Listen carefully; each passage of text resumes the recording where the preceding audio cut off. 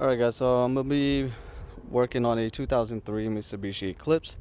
So as in the previous video, I replaced the radiator and I was mentioning how to work on the thermostat.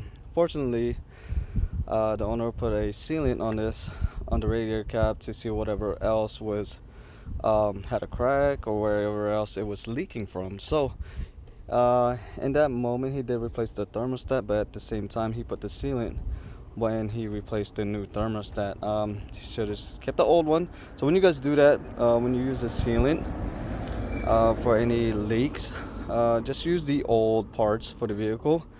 Once it's fully cured within 24 hours to 56 hours, depending on how long it takes for the sealant to cure, replace the parts. So like the thermostat, radiator cap, uh, radiator, especially if you have the old one, put a new one in.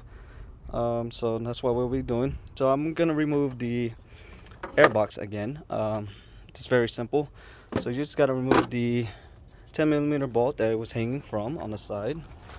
Just unclip it and take this off. It's also a 10mm bolt. Take off this hose off the PCV valve and just basically just pull it out of place, and that's it. I'm gonna set it to the side. Very easy. You don't have to do extra work to remove this. The only time you remove that if you're gonna replace the radiator, so it's more easier this time. Easier play.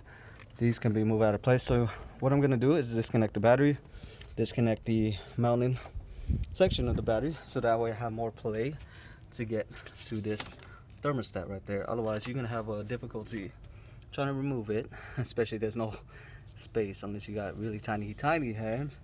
But even so, if you did, unfortunately it's not an easy task to do if you don't remove a lot of things out the way and make space for yourself to work with.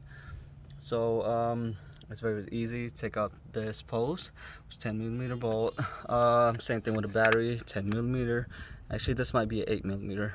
So if it's not a 10, it's an 8, and then just work your way around it and take out the battery carrier that is actually mounted on the bottom. And from then on, there's those two bolts, which is a 10mm bolt down the housing, and you replace it with the new thermostat, and that's basically it. It's really simple. I would say it'll take you about 30 minutes to an hour also as well. If you're not really experienced, you can ask for some help, but I mean, I would say that's all the time frame that you could actually take from this. 30 minutes to an hour.